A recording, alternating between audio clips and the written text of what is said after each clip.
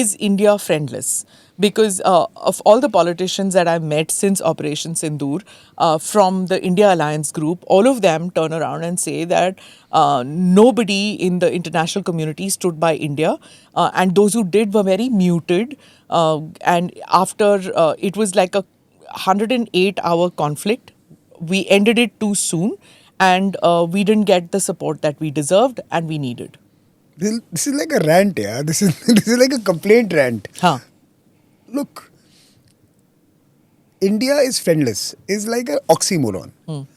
16% of humankind is never friendless. Okay, and I think just realizing who we are must now stop, prevent us from adorning this garb of victimhood. हमारे साथ कोई नहीं है, हमारा कोई दोस्त नहीं है, हमारे लिए किसी ने बोला नहीं. भाई, the world is grappling with many issues in their own, parts of the world, and everyone is busy with that. How much time do we actually spend on their miseries and their worries and their concerns and their immediate,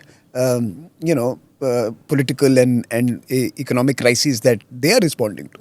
So, to put it bluntly, I think Operation Sindoor in one ways was a new reset of Indian foreign policy, where I think, rightly so, a non-state action by Pakistan was in many ways assessed as an act of war and responded accordingly. For the first time, I would argue that we did not try to make a case against Pakistan in the global courts of opinions of countries, and decided to act as we thought fit to respond to an act of aggression. Before we did make our case, but we didn't make our case before the action. Before the action I'm talking about. I'm saying this was the first time where we did not go with proof and evidence and ये हुआ है and ये हुआ है and Pakistan ऐसा है और वो ऐसा है. हमने assess किया और हमने उस पे act किया.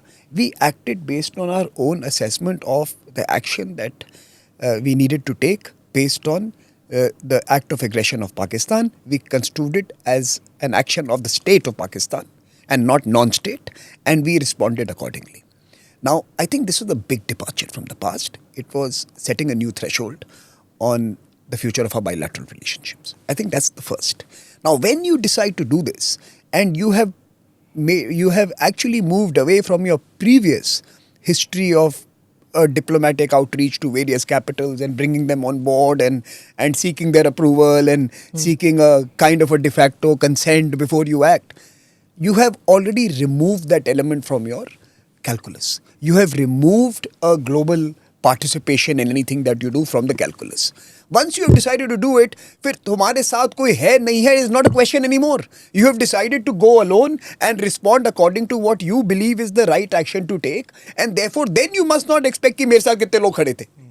So first of all, I think India and Indians generally now need to realize that if we want to have politics which allows us to act unilaterally against something that was perpetrated against us, then we should not try to have a global cheerleading squad behind us. That is not the way the future of our actions are going to be taking us to. That is not where our future is. Our future will have to be like big countries.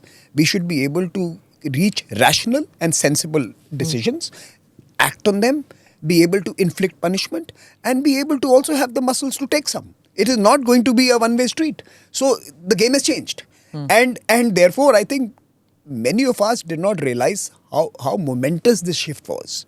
We have not been really able to understand that we did something very different this time. And therefore, to expect that you would have 20 sympathizers standing with you or have the global rodalis singing for you, it's not going to happen anymore. We have to get out of that mindset. We have to now start thinking like the country that we want to be, which is a country that is fair, that is focused on economics and global integration and globalization, and yet is determined to protect its interests and its citizens from harms that others may want to inflict on them. And India did exactly that in Operation Sindoor. Now that's the first part of the question. That's one question that you asked. I would also argue that something else happened this time. This was the first. There was another element that was new this time. A second thing happened. I think this was the first technology battlefield that India entered into. This was the tech war, the first tech war, high tech war. You had sophisticated missile systems, you had counter missile systems, drones, surveillance. You had the works. In some ways, you were entering a new battlefield. This was the first for India, right? In many ways. And the question we have to ask is that when we are going to be part of this new era of technology-led, technology-driven action, conflict, what are the other soft infrastructure that we need to build around it? And I will point to three parts. The first, in a high-tech war, what is the communication architecture that you need around it? Both in terms of getting information, but also in the messaging that you want to put out. Both ways. It is a two-way street. It's not a one-way street. How are we getting information? Because remember, everyone else is. Once you enter into the tech age, then the ordinary citizen is also getting information from the same sources that you're getting information. So your messaging has to take into account that everything is visible to some extent to everyone.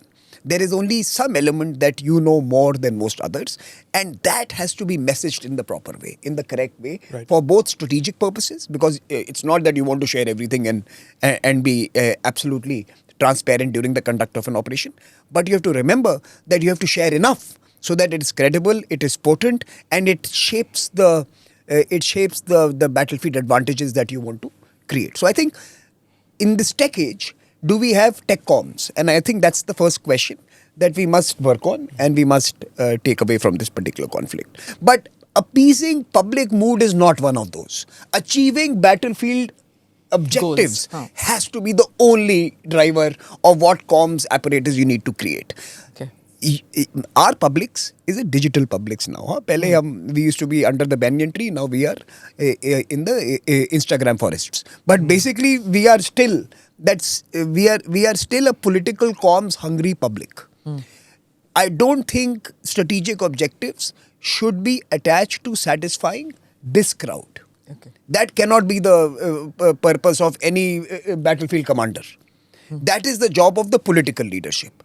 A battlefield commander's job is not to win public approval for achieving strategic objectives. That comes later in the post-conflict. That does not happen during conflict. My question is that even during the conflict, did we meet our battlefield communication objectives in the tech age?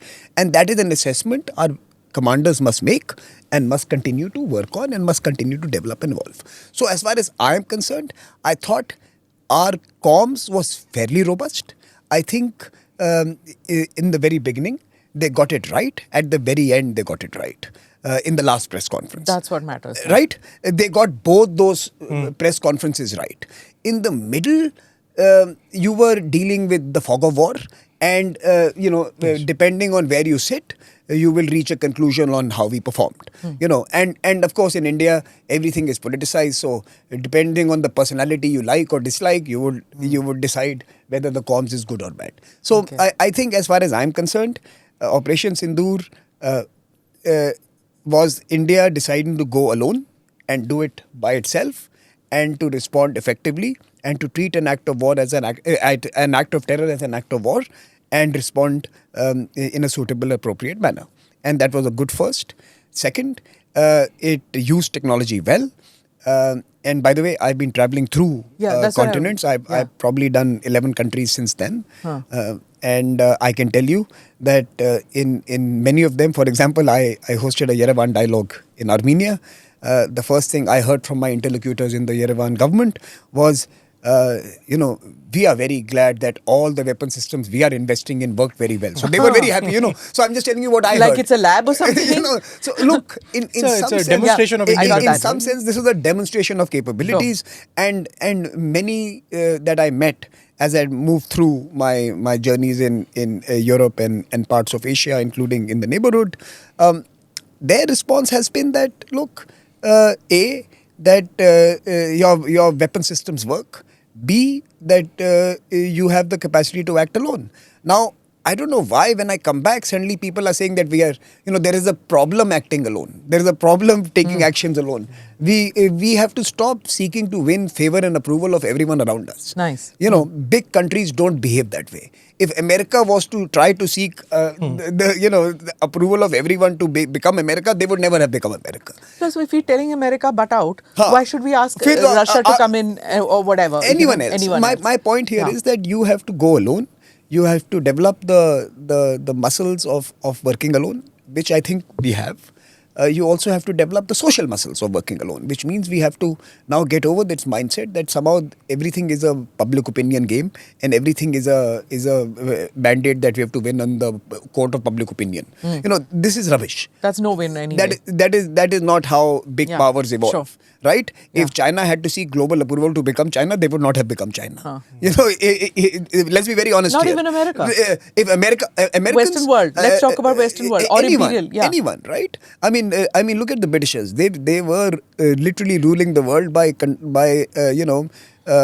on the back of atrocities and unilateral actions and terrible policies that devastated much of our geographies, right? Yeah. And yet they continued. So I'm not comparing us to any of those. All I'm trying to say is that countries that have to act must act, and they must seek the apparatus and architecture to achieve the objectives rather than to please the publics. Do subscribe to the ANI Clips channel to get shorter versions of this podcast. Click here to watch the full episode.